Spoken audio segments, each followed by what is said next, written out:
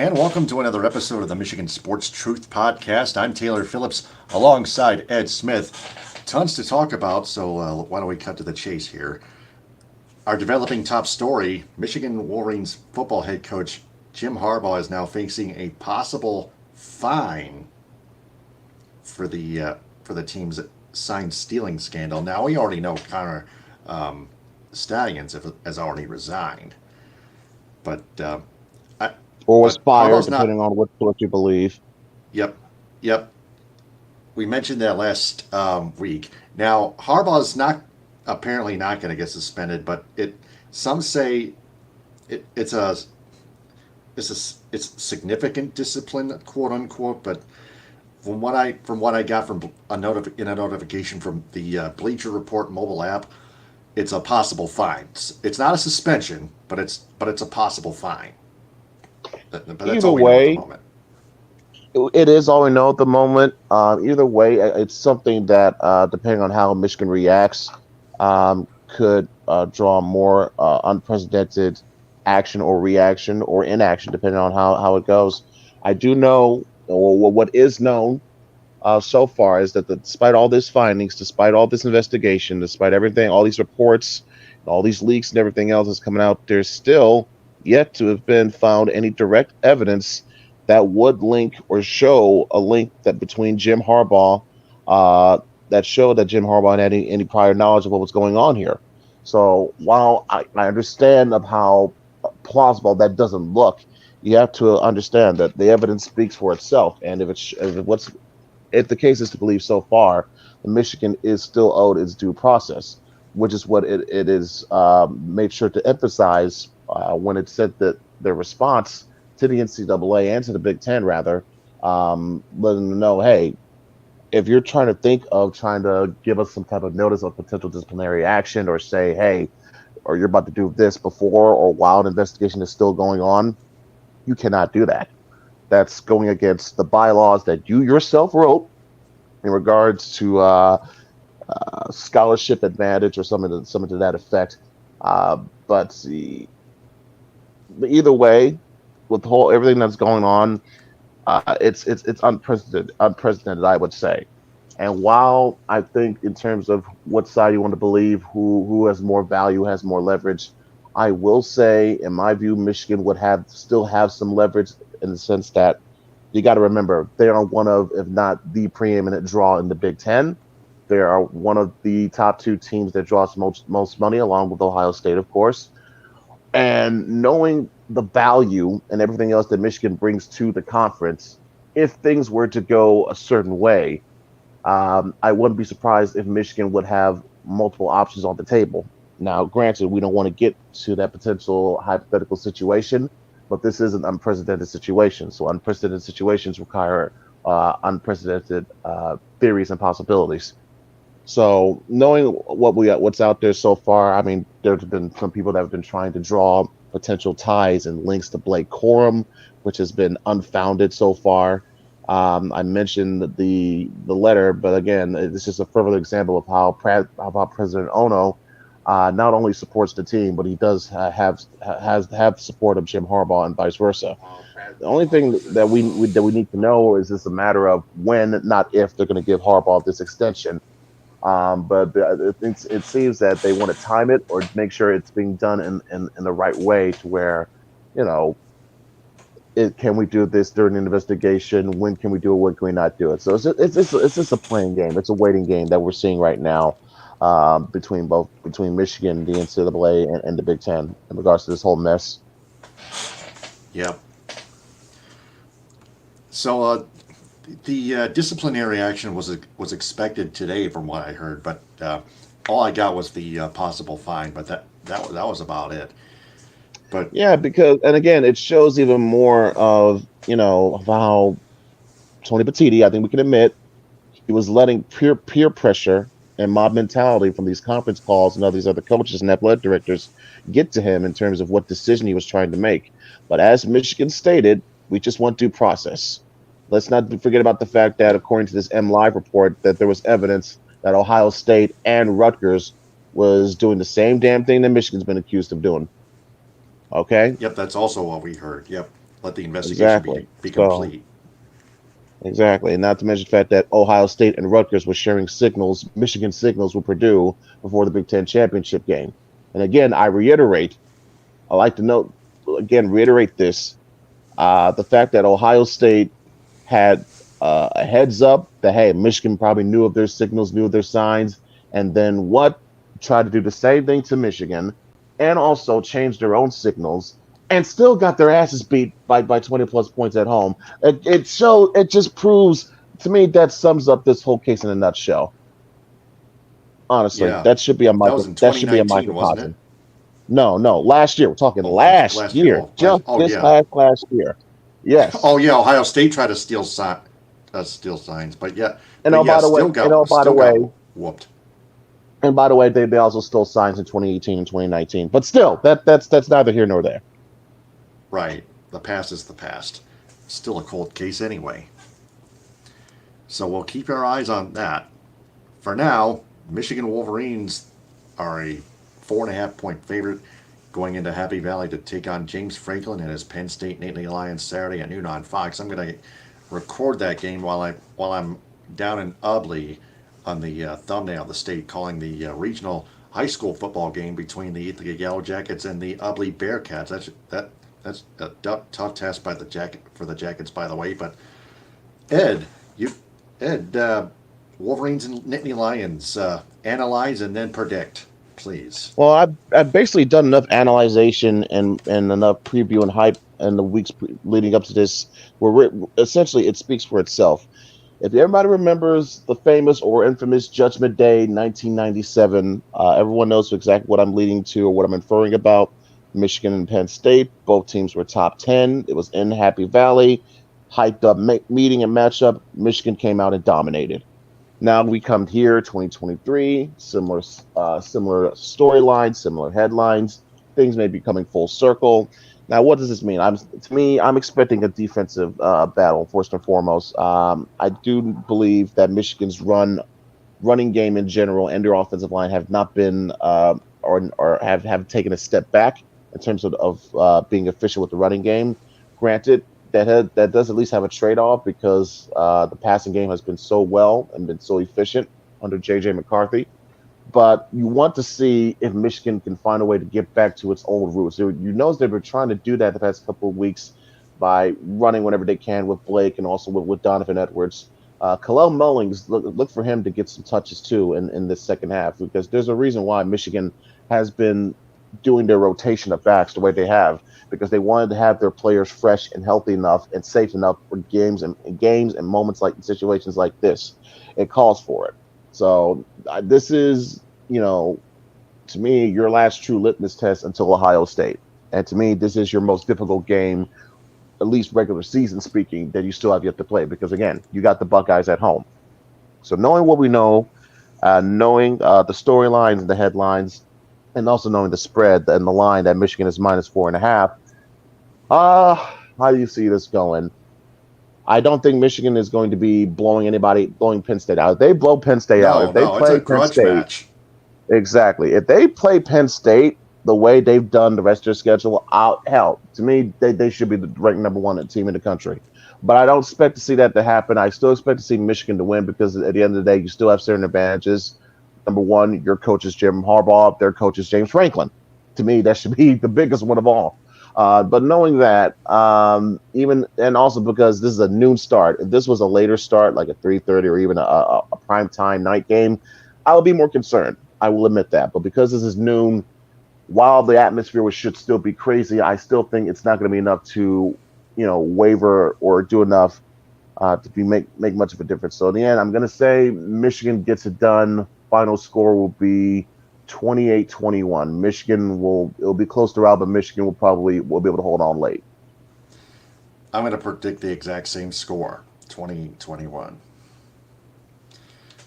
So, the Michigan State Spartans finally got a win, 20-17 over the Nebraska Cornhuskers in East Lansing last Saturday. Honestly, they needed that for them, for their sake. Speaking of the Buckeyes, the Spartans go to Columbus and are probably going to get shelled by the Buckeyes, by the way. Yeah, they will, but hey, at least they could say they had 3 wins this year instead of 2. It Yeah. may be 3-9 again, like sort of Hallelujah. 2016, but you know, hey, it's better than 2-10. Yep. Better than 2-10 is right. And then the Spartans men's basketball team lost their season opener at home to James Madison, 79-76 at home, but they Mhm. recovered nicely with a 74-51 win easily at home at Breslin Center over Southern Illinois. But even before their loss, they were ranked fourth when they were not supposed to, given the Uh, roster. Again, at this point, we should really, especially when it comes to college basketball, we really shouldn't be taking these ratings or these rankings rather from these polls really that seriously. It's a No. different study all itself when it comes to football, especially what later in the year we do have a committee that officially ranks these teams. So it's different than it is in basketball. So I try not to take too much stock in that. All right. Well, They're yeah. still a good team. They probably didn't warrant to be ranked one of the top 4 best Well, in the good country. or If that's what decent, you're one of the two. insinuating. Sure, but again, it's not that deep. They're still a damn good team, and they should be expected to be one of the contenders to win the Big Ten. So one little loss to James Madison, honestly, with the atmosphere that I've been seeing at the Breslin Center with some of these games, it's been matching tournament atmosphere. So you know what? It's best for Michigan State to get this type of experience with dealing with this type of atmosphere now, so that hopefully, they'll be better suited to perform better when it comes to doing the dance in March. Yep. I'm pretty sure the Spartans will do well after that. So, the Lions and the Los Angeles Chargers, it's going to be inside SoFi Stadium Sunday at 4:05 on CBS. The Lions are a 3-point favorite the last I checked. But Last I the checked, it was two Chargers, and a half, but I'm oh, not two and a surprised. half. Okay. Oh, yeah, it's very small either way. It, Jared Goff was ranked 10th in NFL.com, Justin Herbert 11th. So that's an evenly matched quarterback matchup right there. Yeah, I mean, you're be interested to see how Justin Herbert is doing because he's been dealing with his fair share of injuries this season so far. Jared Goff has the fortune of being playing behind one of the best O lines in all football, so he hasn't had to deal with any issues of that nature.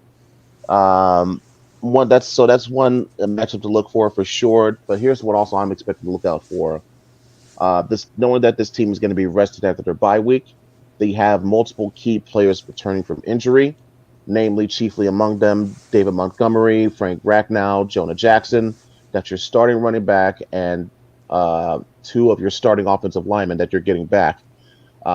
Which, by the way, I did call it when Monty first got hurt against Tampa. I was like, listen, officially in terms of games missed, it'll go down as he'll miss 2 games. But really, he's going to need all the time in the world that he needs to recover from this because when Dan Campbell's mentioning, rib cartilage, I was like, yeah, there's no way he's not going to be playing until at least after the bye week, where you got to get that enough time to heal. Thankfully, between that and also the offense still being able to hold its own for the most part with Monty out, it worked itself out. So that's going to be needed because you're facing a Charger defense, which frankly, it's pretty tough to run on.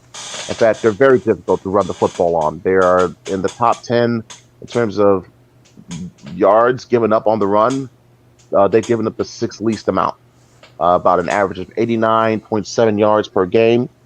They have been able to hold the likes of running backs, the likes of Derrick Henry and Jerry Jacobs. Excuse me, Josh Jacobs, being with the wrong Jacobs, but Josh Jacobs and Tony Pollard. Those guys, they've been able to hold them to under 100 yards. And in terms of what they've done the last 3 games alone, they've held the Jets to 64 yards. They've held the Bears to 73 yards. They've held the Chiefs to 68 yards. So it goes without saying, it's going to be a tall task, even with David Montgomery back, even with your offensive line fully healthy. It's going to be a tall task to run on this team. They're up to it. Thankfully, thankfully though, this team is easier to pass on because of their secondary has been one of the worst in all of football this year. They've given up the 3rd most yards against, and they traded one of their starting corners in J.C. Jackson early last month. So knowing that and uh, being aware of the fact that you're still going to expect a heavy front seven, which includes, by the way, noted pass rushers Joey Bosa and, hey, Lions fans, remember this name, Khalil Mack. Oh They're going to yeah. be, yeah, they're going to be on opposite ends of that line, as well as Morgan Fox, who's, by the way, had himself about a decent year himself, 5.5 sacks. Bosa with 6.5, Mack with 9. So that's going to be a nasty pass rush that's going to be coming at you, knowing they have the confidence to stop your rushing attack. So now the impetus will be on Jared Goff. Remember, flashback to the Tampa game. You want to see, you're curious as to see if he can replicate that level of success, throwing the ball 30, 35, dare I say, even 40 plus times, knowing you're going to be relied upon for the majority of this game because what? It's going to be tough and difficult to run the football. You hope to see what Goff did in Tampa versus what we saw instead in Baltimore. If you can be closer to the Goff in Tampa, there should be no problem. Um, and like you said, the line was 2.5 or maybe 3, but it shows that even though I think if the Lions had not had that bad game in Baltimore, this line would be much higher. So I'm going to say that the Lions should win this game because again, what I mentioned before, It's 3. they have they have the weapons. They have the weapons on their offense against a very poor secondary in in the Chargers to where they can make some plays happen. It's just a matter of can Jared can Jared Goff get the protection needed to get the ball off in time, and also can he make sure that to not cause any even when he does get pressured, like he has been for more so this year compared to last year, to stay calm the way he has been this year and not make any costly turnovers. That will be the very key. That will be a very big key there, because we know what LA has on their side of the field. They have Justin Herbert. They got Austin Eckler. They have these other varieties. They have their own weapons that can make their offense go. But knowing what they have, their weaknesses on the defensive side of the ball, I think that will be the difference. The Lions will be smart enough to try to milk as much time as possession as possible, like they did against Tampa. And knowing that, I think we're going to see a similar game. Probably not the same score, but it'll be a general feel. The Lions will be able to control the game, control the clock, make their possessions count, and probably get a turnover or two before the game is out. I say the Lions win this one by a score of 31-27. 31-27 Detroit. All right, I'm going to go Lions 30 and the Chargers 24. So of course the Lions 6-2. The Vikings are 5-4. They've won 2 straight even without Kirk Cousins. Wow. Packers are 3 Yeah, and 5, and the Bears are 2-7. I don't expect that momentum to last for a long while because what they're still dealing with other injuries. Right. Yeah, the Vikings. Yeah, Yeah, Minnesota specifically. yeah, Lions are still going to win the division. Yeah, because and Like I said. let's not forget also the Lions for the past 2 years, the first 2 years at least under Dan Campbell's term, they have proven themselves to be a great second half team. We know about the 6-2 finish last year, but let's not forget of how well they played in December under Dan Campbell's first year as well.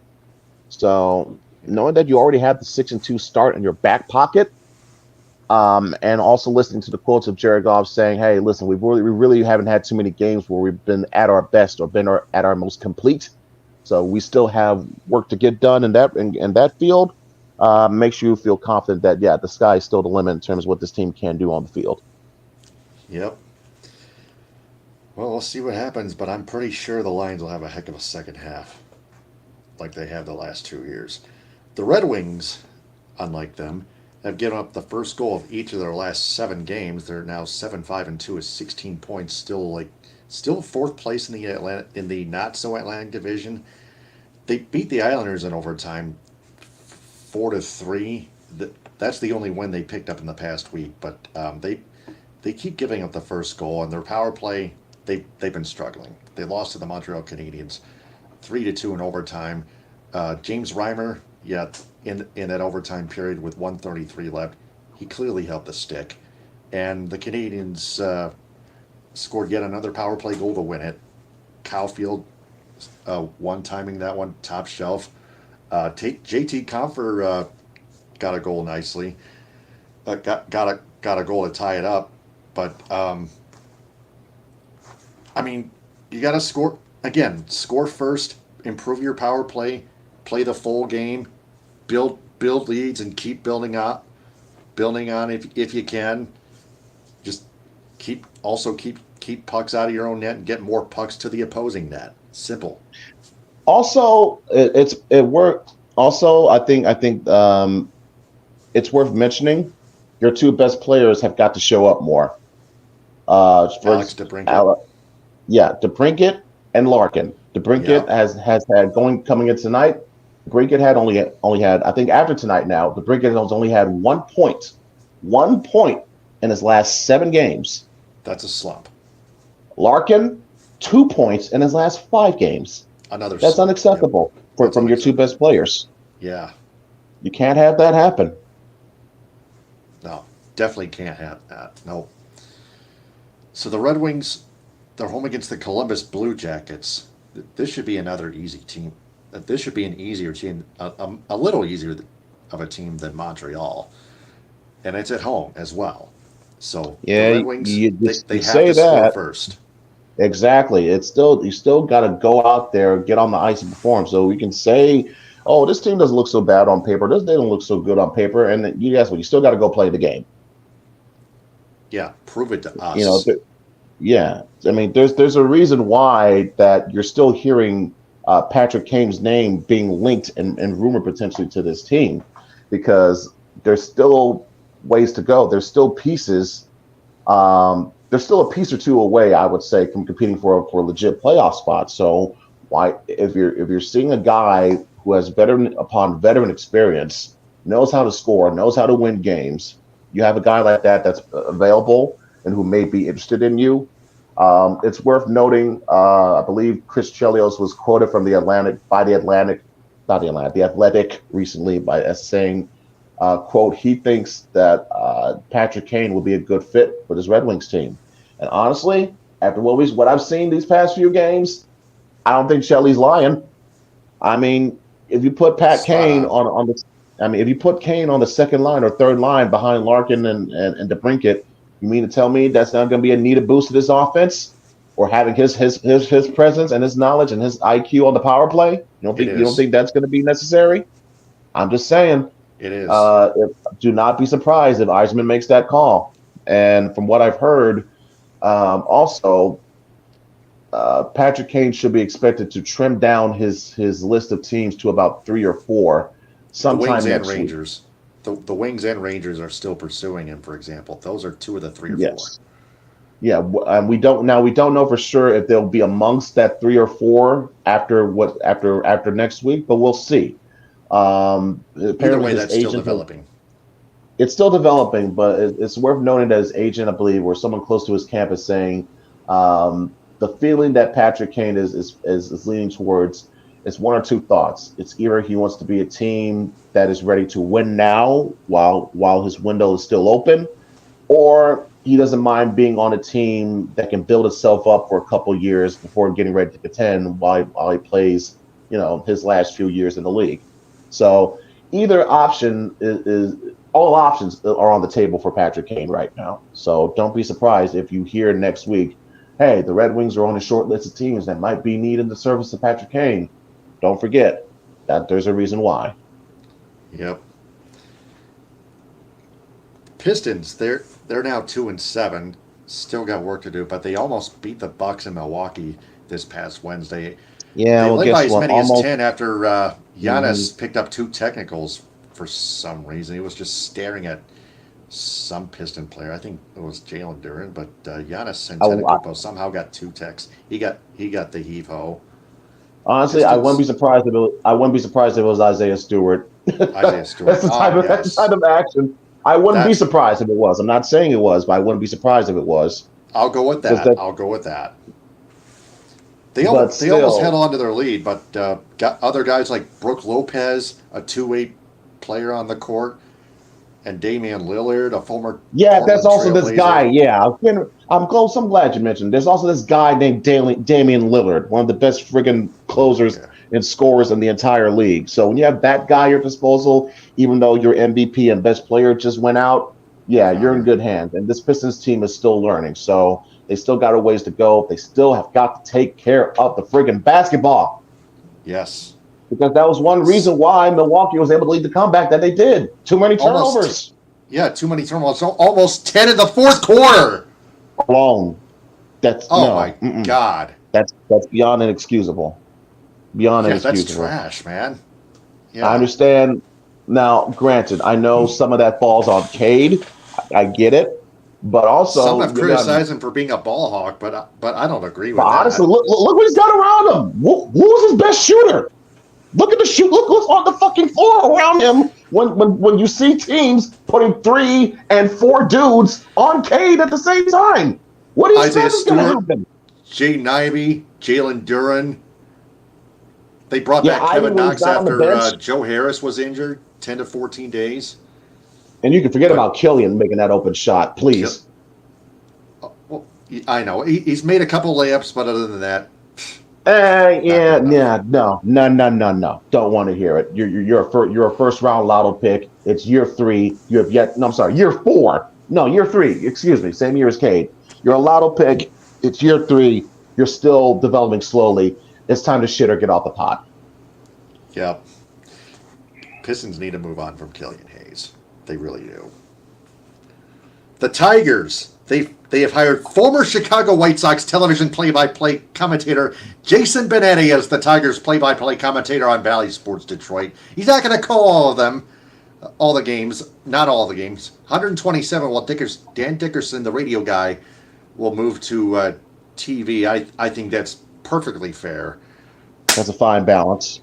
Yes, exactly. Jason Benetti will already thrive. I already see him thriving for the Tigers in my crystal ball. It was a steal after firing Matt Shepard. What do you think? What you know? Yeah, massive upgrade. There's nothing else can be said about that. I mean, considering his line of work so far and what he has done beforehand, solid hire. Terrific hire. Yeah, absolutely. Again, a steal. Man. Hey, that's part of the game in the booth as well. Wow. So the Tigers have designated Tyler Alexander for assignment again. They traded a draft pick to the Milwaukee Brewers for outfielder Mark Canha, a 2025 sixth-round pick.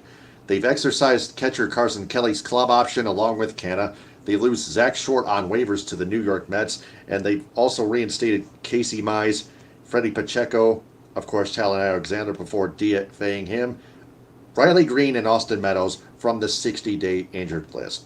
So thankfully, those 4 or 5 guys are finally off the injury schneid. I think Green and Canha could provide needed help in the lineup from an outfield perspective, because it's been a while since we've had consistent production from your outfield in multiple spots.